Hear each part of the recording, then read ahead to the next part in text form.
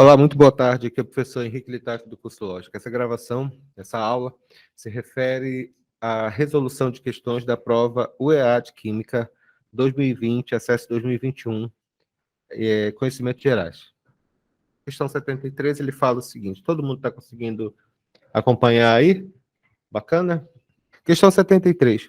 Considera a reação de neutralização total que ocorre quando uma amostra da substância contida no balão volumétrico, que é esse daqui, é misturada a uma amostra da substância contida no vidro de relógio. A reação química que ocorrerá entre as substâncias está representada pela equação química corretamente balanceada em... No primeiro caso que nós temos aqui, é o HNO3 reagindo com o hidróxido de alumínio, AL2, Então, essa é a reação de ácido e base. Reação de neutralização nesse caso. Lembra-se disso daqui que a gente está falando? Isso aqui é uma reação ácido-base.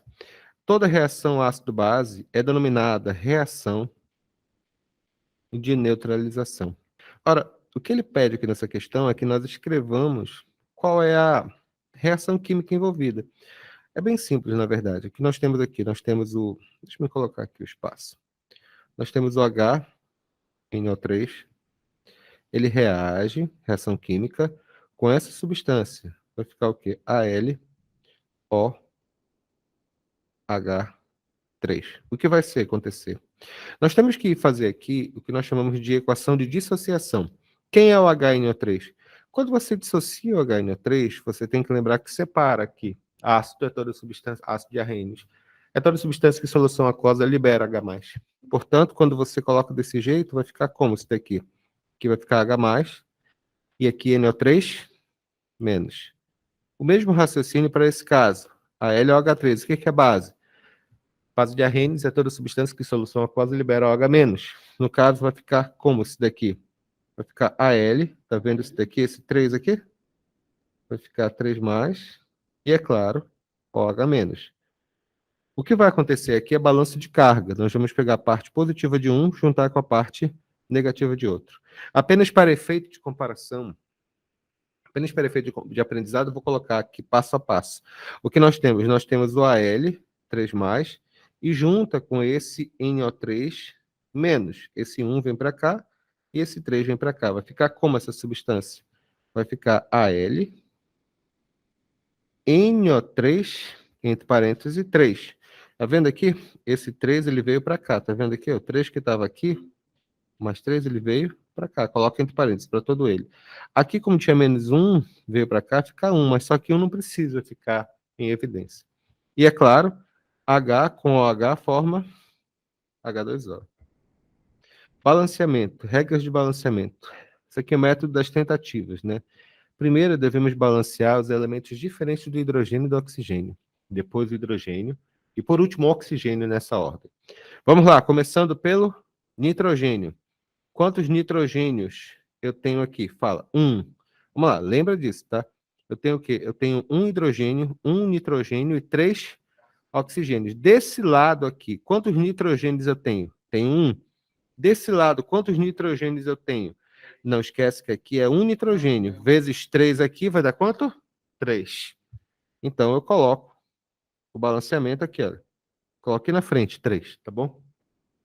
Agora eu vou balancear quem? Vou balancear o alumínio. Tem quantos alumínios desse lado? Tem um alumínio, 3 oxigênios e 3 hidrogênios. Eu tenho um alumínio aqui. Desse outro lado, eu tenho quantos alumínios? 1.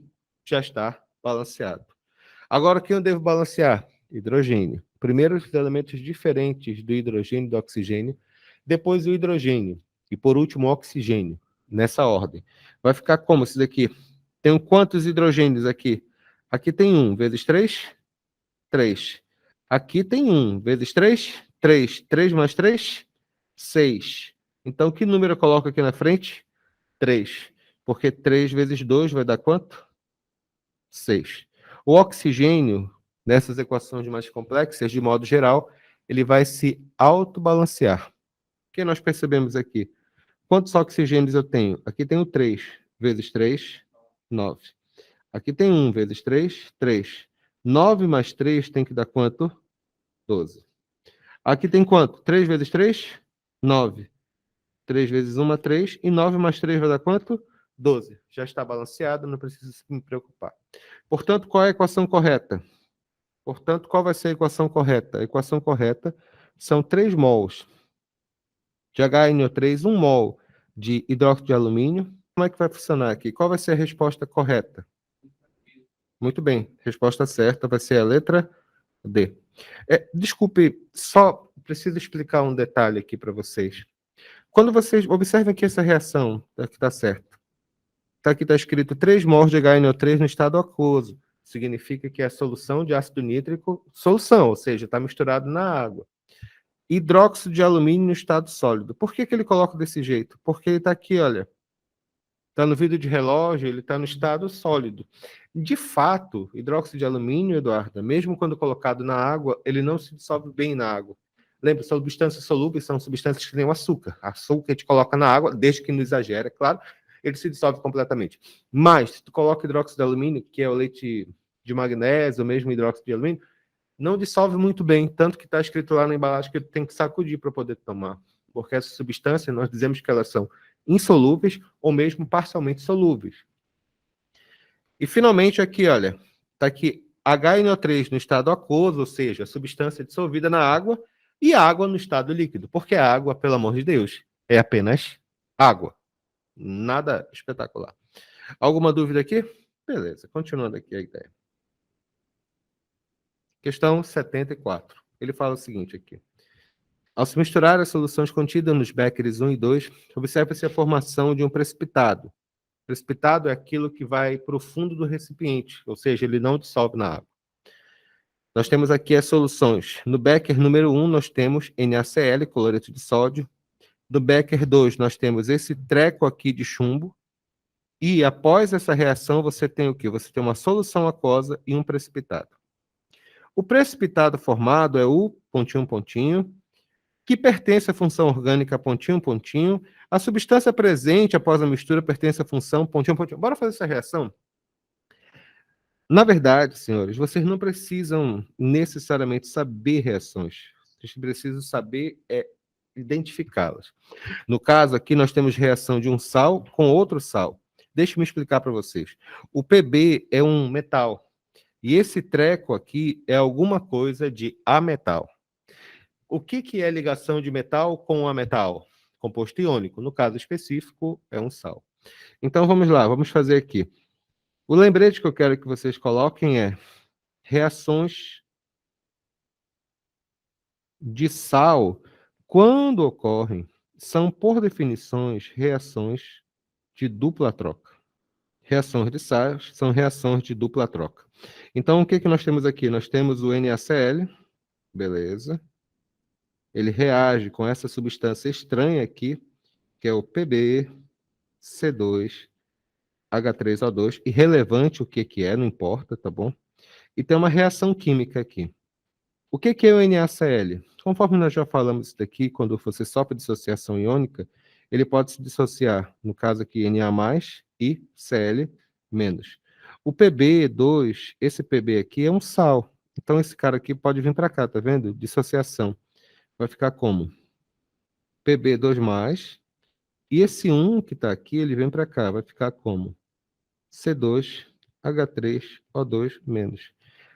É uma reação de dupla troca, então positivo com negativo, vai ficar como isso daqui? Vai ficar esse cidadão com esse cidadão aqui. Eu vou escrever aqui embaixo como vai ficar a reação dele. Vai ficar Pb2+, com Cl-. Equação de dissociação, balança de carga, vai ficar o quê? PbCl2. Vamos colocar isso daqui. PbCl2. Aí ele reage com... Já foi esse com esse, né? Agora nós vamos juntar esse com esse aqui. Vai ficar como? Como a carga mais 1 é só juntar. Vai ficar NaC2H3O2. Moleza, não é verdade? Bem simples ficou. Agora que nós já identificamos aqui, podemos colocar uma regra básica. Se eu tenho um sal A, ele reage com sal B, eu vou ter no final, senhores, se a reação química acontecer, um sal C, um sal D. Uma reação de dupla troca, tá bom? Então, vamos lá. Número 1. O precipitado formado é o... Vamos identificar. Vocês têm que identificar aqui uma base bem simples. Mateus, quando dois sais se reagem, o produto deles, um deles sempre é um insolúvel. Um vai ser solúvel e o outro será insolúvel, ou seja, vai para o fundo do recipiente. No primeiro caso aqui, nós temos que usar um pouco de lógica de química. Cloreto de chumbo. Isso aqui é o cloreto de chumbo 2, também conhecido como cloreto plumboso. É porque quando nós fazemos o cálculo vamos fazer nomenclatura de sais, conforme eu já expliquei para vocês, quando a gente faz nomenclatura deles, a gente tem que lembrar que o chumbo existe o chumbo 2, de carga mais 2, e existe o chumbo de carga mais 4, segundo as regras de cátions. No caso, como esse chumbo é mais 2, é o de NOx menor. A terminação de NOx menor, a terminação é oso, né? E se for NOx maior, a terminação é ICO. Não se preocupe, isso é tudo por contexto, não tem para onde fugir muito disso. Então, esse aqui é o cloreto plumboso. Esse cloreto plumboso, a gente tem que lembrar que todos os sais de chumbo, de modo geral, eles são insolúveis, entendido? Sais de chumbo são insolúveis. Então, quando nós falamos dessa substância aqui, PbCl2, eu sei que ele é o insolúvel, eu vou escrever aqui, ele vai ser o quê? O insolúvel. E se ele é o insolúvel, ele é o precipitado. Ou seja, ele é esse cara aqui que está no fundo do recipiente. Beleza? Então vamos ler aqui. O precipitado formado é o... Aí tu escreve. PbCl2, que é qual é o nome dele mesmo que a gente colocou? Cloreto plumboso. A substância presente na solução aquosa contida no Becker 2 isso daqui, pertence a que função orgânica? Pessoal, isso aqui é um cara positivo com um cara negativo que está dissolvido na água. O nome disso aqui é sal. Beleza? O que é ácido? Ácido é toda substância que solução aquosa libera H+. O que é base? Ácido é base é toda substância que solução aquosa libera H-. O que é óxido? Óxido são compostos binários em que o elemento mais eletronegativo é o oxigênio. Portanto, o que sobrou? Sal. Beleza? Então, nosso amigo aqui é um sal. Então, a substância presente na solução aquosa contida no Becker 2 pertence à função orgânica sal. E a substância química presente na solução aquosa formada, ou seja, aqui no final, após a mistura, pertence a que função orgânica?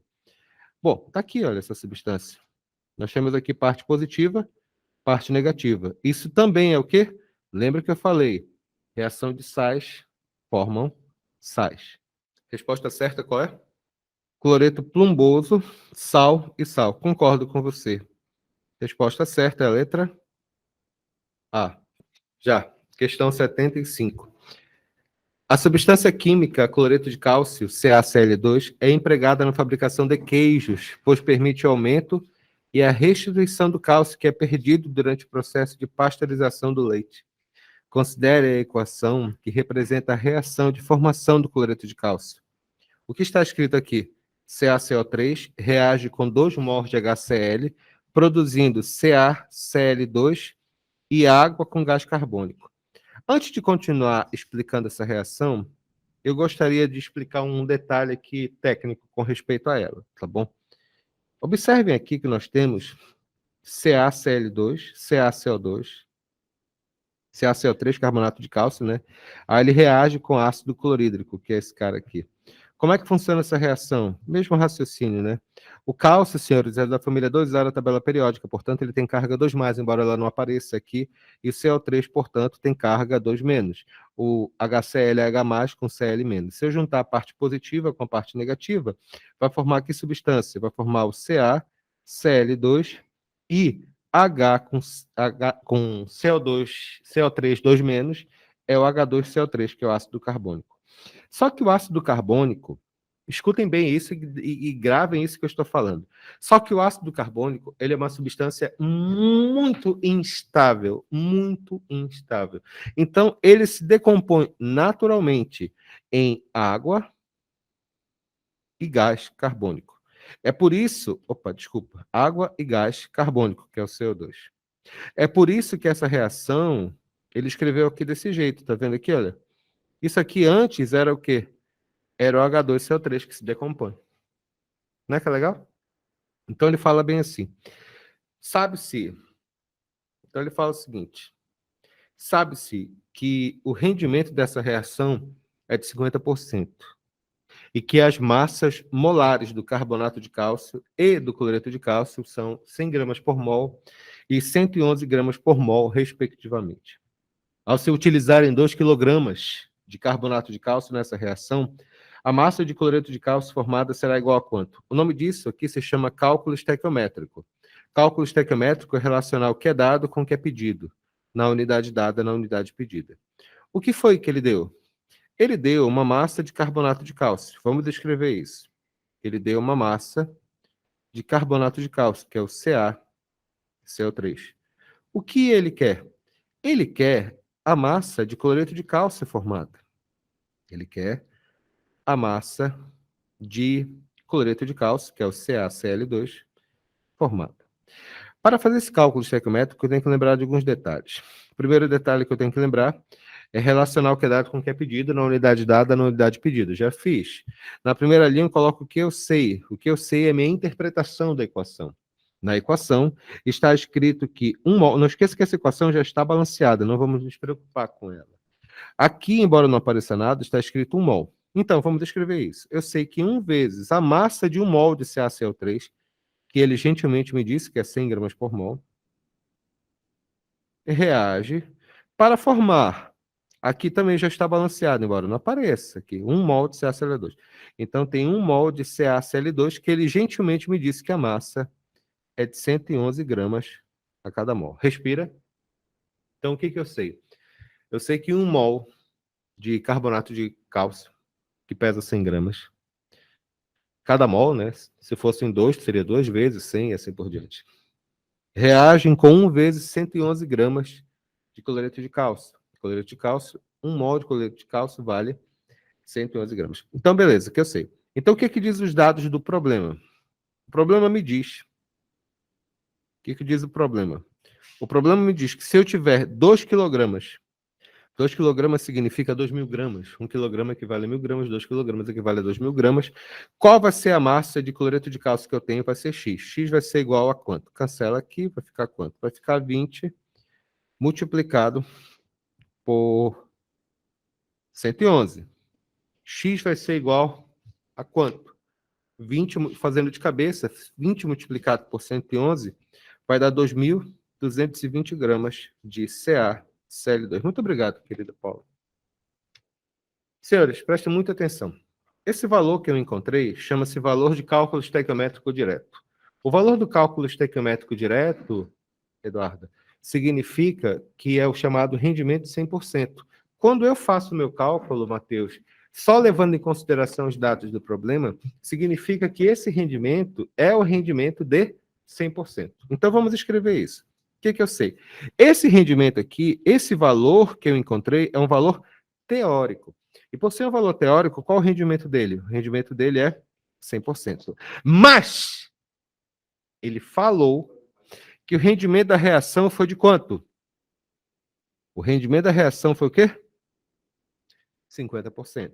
Então, 50% é o valor real, que vai equivaler a quanto? X vai equivaler a 1.110 gramas de CaCl2, que é nossa resposta final.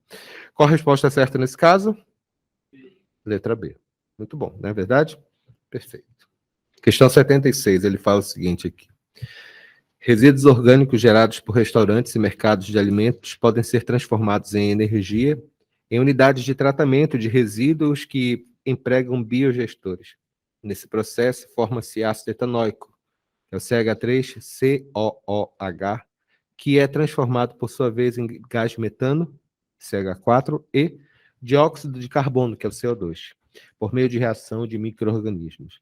O dióxido de carbono, ele reage com o gás hidrogênio presente no biodigestor, formando metano e água. Nesse processo, o número de oxidação do carbono nos compostos metano e dióxido de carbono são, respectivamente, iguais a quanto?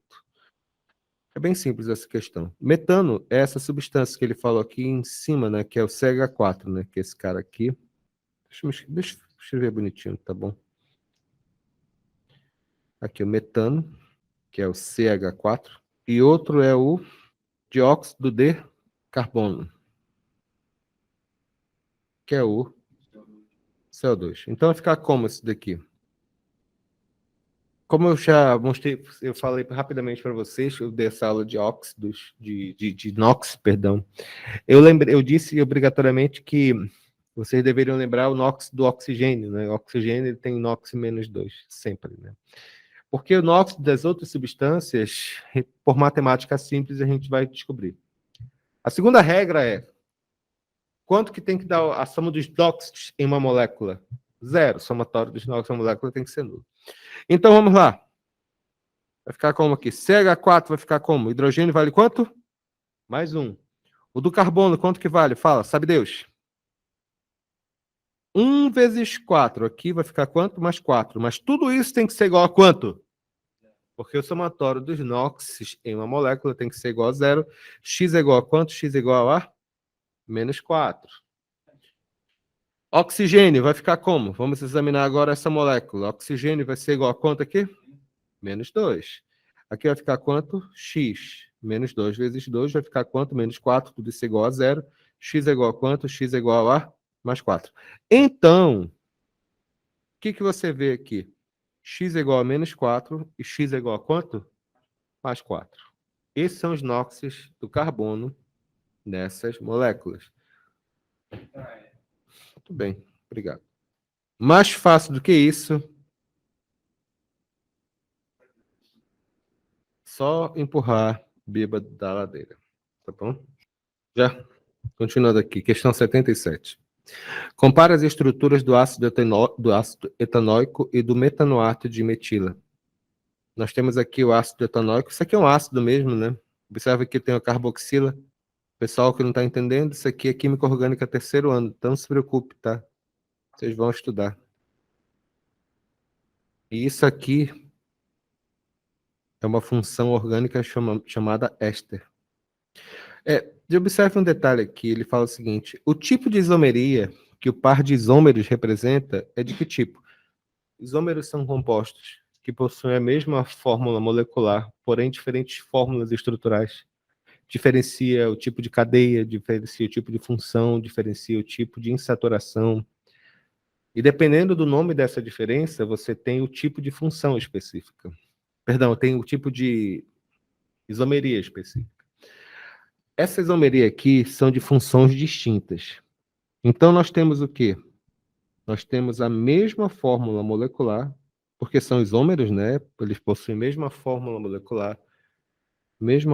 molecular, porém, funções químicas distintas. Função química, silêncio! Função químicas distintas. E pelo fato de eles serem funções químicas distintas, essa é a diferença, nós dizemos que essa isomeria chama-se isomeria de função. No caso aqui, a resposta certa, a letra C. Linda, não é verdade? Obrigado. Próxima questão, por favor. Em uma aula no laboratório de química, o professor propôs a 5 grupos de alunos um experimento envolvendo a reação de zinco metálico, Zn, e solução aquosa de ácido clorídrico, que se processa de acordo com a seguinte equação. Zn, estado sólido, reage com 2 mols de HCl, produzindo cloreto de zinco e gás hidrogênio, que ele é liberado aqui. Cada grupo de 10 alunos fez a reação nas condições descritas na tabela. Grupo 1 pegou uma placa de zinco, um pedaço de zinco, entendeu? com uma concentração de 1 mol por litro e com uma temperatura de 60 graus Celsius. O segundo grupo, também uma placa de zinco, com uma concentração menor e uma temperatura menor. O terceiro grupo, também com uma placa de zinco, com uma concentração alta, com uma temperatura baixa. E o quarto e quinto grupo utilizaram raspas de zinco, pó de zinco. Só que o grupo número 4 utilizou uma concentração maior e uma temperatura também mais alta. Considerando que todos os grupos usaram massas iguais de zinco e solução aquosa de ácido clorídrico em excesso, ou seja, o suficiente para a reação rolar, o experimento em que todo o zinco metálico foi consumido em menor intervalo de tempo, ou seja, mais rápido, foi de qual grupo? Existem 3 fatores fundamentais que nós devemos levar em consideração quando estudamos velocidade de uma reação. O primeiro fator é o que nós chamamos de superfície de contato. A teoria das reações químicas, senhores, só relembrando aqui, tem a ver com a chamada teoria das colisões. A teoria das colisões diz que as reações químicas acontecem quanto maior a quantidade de... Nós chamamos de orientações favoráveis dentro de uma reação. Toda reação química, Eduardo, não tem a ver com você misturar as substâncias, não necessariamente, mas sim com o choque que há entre as moléculas, de modo que esse choque seja favorável à existência de uma reação. Por exemplo, se você pegar o gás hidrogênio e pegar o gás oxigênio, a tendência rapidamente é que misturando os dois vai formar água. Mas a verdade é que se deixar os dois gases numa solução dentro de um recipiente, podem passar milênios e não vai acontecer absolutamente nada. No entanto, se você jogar uma faísca lá dentro, instantaneamente se forma água. Por quê? Porque você forneceu energia ao sistema, aumentou a temperatura e, portanto, as reações se tornaram favoráveis. As reações químicas acontecem quando há um encaixe, que nem pecinhas de Lego, uma encaixando na outra para que elas possam acontecer.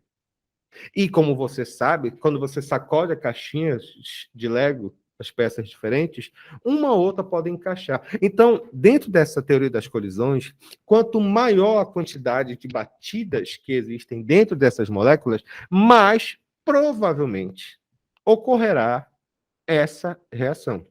Então, o primeiro fator que a gente leva é a superfície de contato. Quanto maior a superfície de contato, maior a probabilidade de ocorrer a reação e maior a velocidade da reação. Matheus, o que pega fogo mais rápido? Pedaços grossos de madeira ou pó de madeira para iniciar a fogueira? Por quê? Aí tu responde.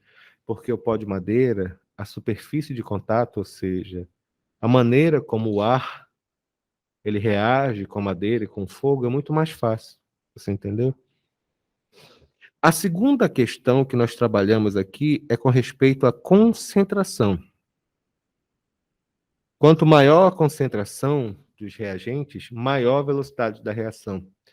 Eduarda, quando você está fazendo a fogueira para fazer o churrasco, você quer que o fogo pegue mais rápido, o que você faz? Você pega um abanador, alguma coisa assim, começa a abanar o fogo. Por que pega fogo mais rápido? Pega fogo mais rápido porque você está jogando ar lá dentro. E quanto maior a quantidade de ar, mais rápido vai pegar fogo. Ou então pode fazer que nem um aluno meu que sofreu um acidente grave, que o bichinho era meio dodói da cabeça. Ele tava lá, a fogueira, né? Ele achou que era uma boa ideia jogar um copo de álcool em cima. Podia ter sido pior, podia ter sido gasolina, porque gasolina queima muito mais rápido, entendeu?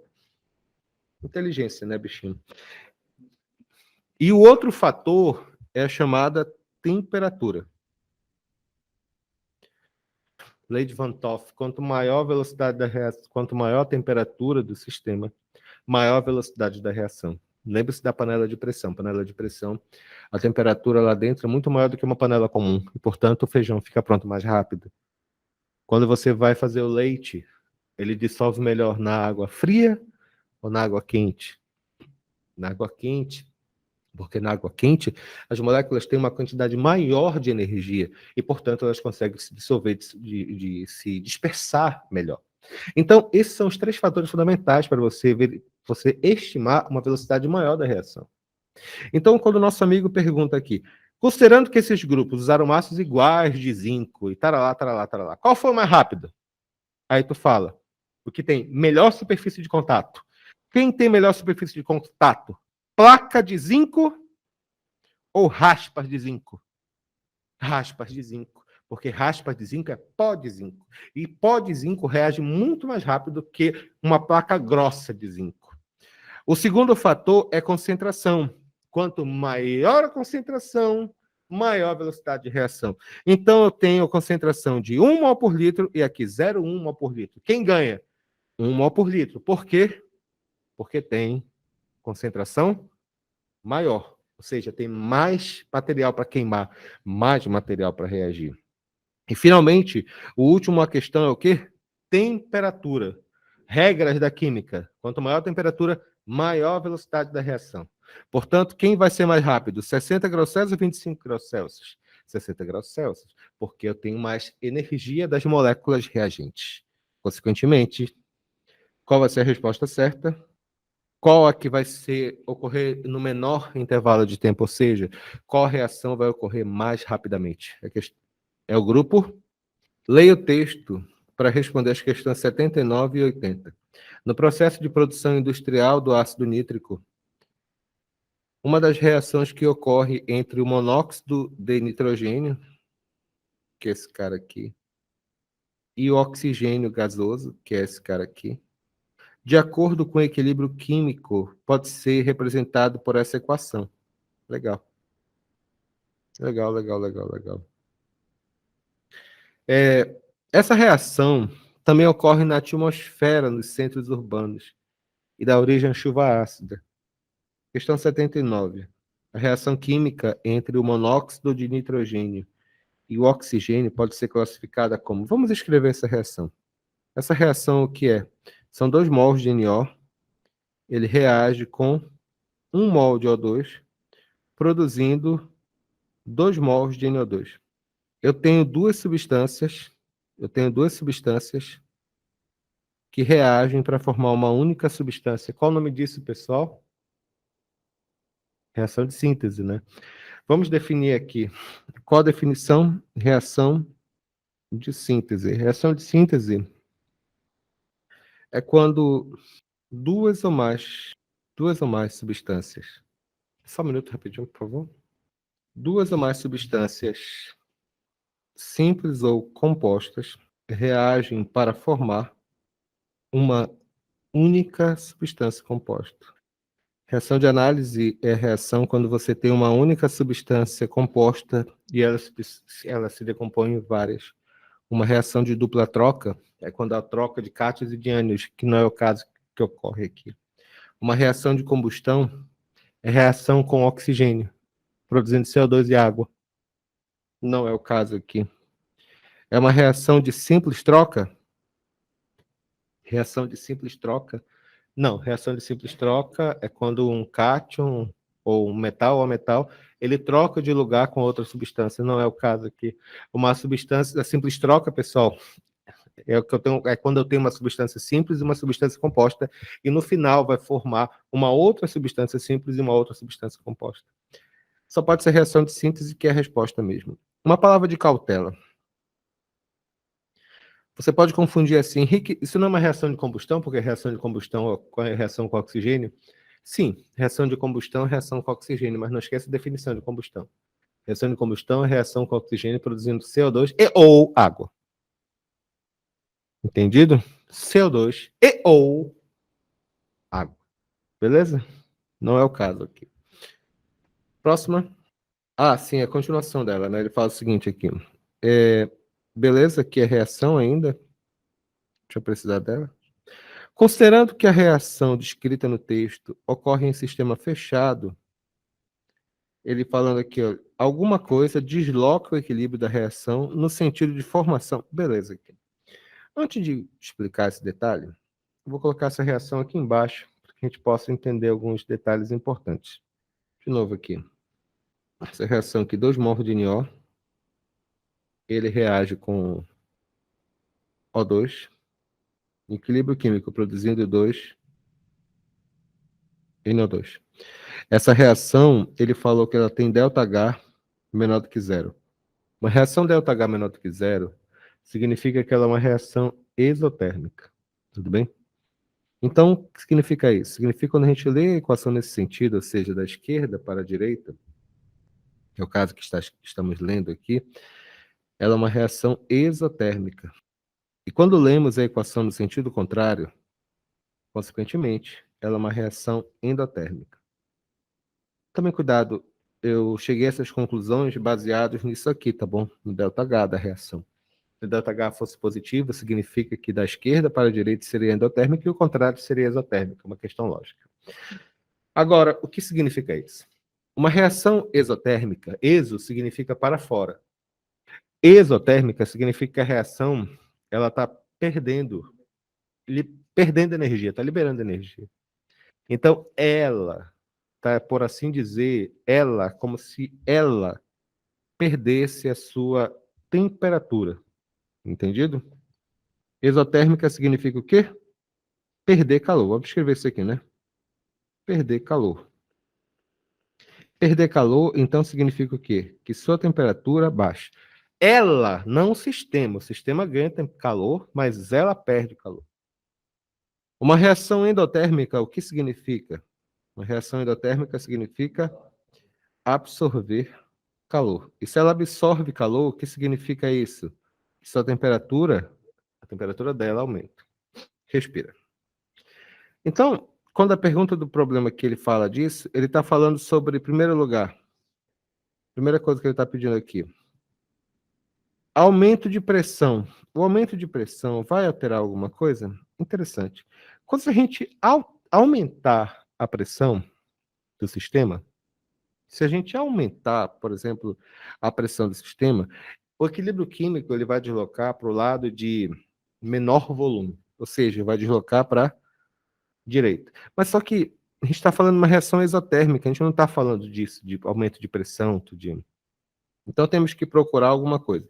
Catalisador. Catalisador não altera nada. Catalisador é substância, é espécie química que aumenta a velocidade da reação, mas ela não altera o rendimento dessa reação. Se ela produz 10 gramas, vai continuar produzindo 10 gramas com catalisador ou não. Só vai ser mais rápido. Letra C. A diminuição da temperatura. Muito bem, vamos lá. Se eu diminuir a temperatura, eu vou favorecer a reação exotérmica. Então, o que acontece? Se eu diminuir a temperatura, eu favoreço a reação exotérmica. E a reação exotérmica desloca o equilíbrio para onde? Para os produtos. Ele diz que favorece para onde? Favorece para os reagentes. Está errado. Letra D. Diminuir temperatura. Diminuir temperatura. Oi, tudo bem? Tudo novo. Parabéns, querida. Olha, isso é para você. Olha só, senhores, presente aqui, olha. Olha, muito obrigado, minha querida. Tu já vai não, né? Ah, tá. Deixa eu terminar aqui. Então, quando você diminui a temperatura, o que acontece? Diminuir a temperatura significa que o sistema, o que ele vai fazer o quê? O sistema, ele absorve energia. E se ele absorve energia, vai deslocar onde? Diminuir temperatura significa perder calor e vai favorecer quem? O produto, conforme a gente já falou. Então, qual seria a resposta certa nesse caso? É a letra D. De novo, diminuir temperatura favorece reação exotérmica, significa perder calor. E se favorece a reação exotérmica, está favorecendo quem? Para a direita, seja os produtos. Essa é a nossa resposta. Alguma dúvida aqui? Beleza. Próxima. Olá, tudo bem com a senhora? Quando é que você vai viajar? Olha, muito bom. Muito bem. Vamos lá, continuando aqui. Questão 81. Estamos acabando já. Presente na corrente sanguínea, a glicose, que é o C6H12O6, é um carboidrato do grupo dos monossacarídeos e sua função principal é fornecer energia aos seres vivos. A porcentagem em massa de carbono presente na molécula da glicose e sua fórmula mínima são: a glicose é essa substância, é o C6H12O6. H12O6. E embora vocês não precisem decorar isso, porque é dada na prova, né, a massa atômica dos elementos, eu vou colocar aqui, o carbono vale 12, o hidrogênio vale 1 e o oxigênio vale 16. Bora calcular o peso molecular dessa substância, tudo bem? São 6 carbonos, então é 12 vezes 6, mais 1 hidrogênio, 1 vezes 12, massa do hidrogênio, mais 16 multiplicado por 6 do oxigênio. Isso aqui vai ser igual a 12 vezes 6, mais 12, mais 16 vezes 6. Eu não sei quanto vai dar. Vai ficar 12 vezes 6, mais 12, mais 16 vezes 6. Isso aqui vai ser igual a incríveis 180 gramas. Então vai ficar como isso daqui? Vamos lá colocar. O que eu sei? 180 gramas de C6H12O6 é a massa total dessa molécula, que é quanto? Tudo, 100%. Ele quer saber a porcentagem de carbono presente nessa molécula. Ora, eu acabei de falar isso aqui. Isso aqui, esse 12 vezes 6, é a massa de carbono presente em 180 gramas. Então, o que eu sei? Quanto que é 12 multiplicado por 6 aqui? 12 multiplicado por 6 vai ser quanto isso aqui? 72 gramas. Fica X. X igual a quanto? 72 multiplicado por 100 dividido por 180. Isso aqui vai ser igual a quanto? 72 vezes 100 dividido por 180. Isso aqui vai ser igual a exatamente 40%. Então, a porcentagem de carbono é 40% em carbono. A última parte agora. O que é fórmula mínima? C6H12O6. Fórmula mínima é a menor porcentagem, é a menor proporção de números inteiros que existe numa molécula. No caso, essa molécula, a fórmula molecular dela é C6H12O6. A fórmula mínima é só dividir todos os números por um número que possa ser dividido ao mesmo tempo. No caso, 2 não, 3 não, 6 é melhor. Então, 6 dividido por 6 vai ficar 1. 12 dividido por 6 vai dar 2. E 6 dividido por 6 vai dar 1. Simplificando, vai ficar CH2O. Então, qual a resposta certa? 40% e CH2O. Qual a resposta? Bonita essa questão, olha. Não gostei dela. O suco de maracujá concentrado, cuja concentração é igual de íons H+, é igual a 0,01 mol por litro, é consumido e apreciado em todo o território brasileiro, não só pelo seu sabor, mas também por ser fonte natural de carboidratos, vitaminas e outros componentes importantes. O valor do pH desse suco é igual a quanto? Em primeiro lugar, vamos anotar os dados do problema. Ele falou que a concentração de H+, pochete, é 0,01 mol por litro. E 0,1 mol por litro significa o quê? Que essa concentração é 1, 2, 3, 10 elevado a menos 3 mol por litro. Tem uma fórmula bem simples. Como ele pergunta aqui qual é o valor do pH desse suco, a gente vai escrever o quê? Que pH é igual a menos log da concentração de H+. pH é igual a menos log da concentração de H+. Então, pH é igual a menos log de quanto? De 10 elevado a menos 3. Senhores, logaritmo natural, esse logaritmo de base 10, quando não aparece nada. Lembre-se lá do primeiro ano de vocês, tá bom? Então, aqui é 10 na base 10, que vale quanto? 1. Menos 3 com menos 1, vai dar quanto multiplicando?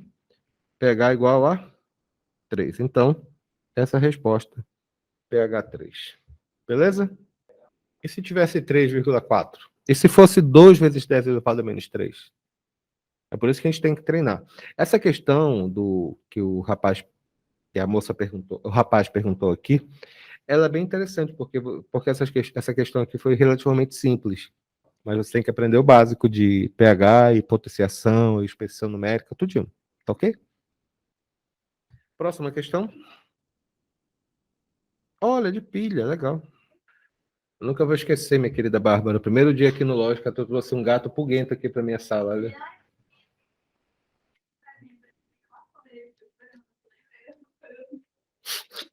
Já, vamos lá. Questão 83. As baterias de chumbo, conhecidas como chumbo ácido, são usadas em em sistemas de fornecimento, ai meu Deus, de energia elétrica ininterrupta no break, né? Em que o ânodo é constituído de chumbo metálico e o cátodo de óxido de chumbo. As semi-reações, no sentido da descarga da bateria, são representadas por essas equações aqui. Daqui o chumbo, ele se descarrega, liberando essa quantidade de energia. Isso aqui é no ânodo, né? E no cátodo, a reação é essa. Beleza. Considerando as semi-reações nos eletrodos da bateria de chumbo ácido e os potenciais padrão de redução medidos a 25 graus Celsius, o polo positivo dessa bateria e o valor da diferença de potencial da reação são de quantos? Meu Deus, não acredito que isso aqui é uma questão da UEA. Pessoal, ele já deu as reações detalhadas, balanceadas. Ele já disse quem é o cátodo, ele já disse quem é o ânodo da pilha. Primeiro lugar, polo positivo é... Lembra do Kátia? Polo positivo é o cátodo. Polo negativo é o ânodo. Vamos escrever isso. É bem simples, não é importante, né? Quem é o polo? Que ele pergunta. Quem é o polo positivo? O polo positivo é o cátodo. E o polo negativo é o ânodo. Alguma dúvida no que eu escrevi? Ou anodo, né?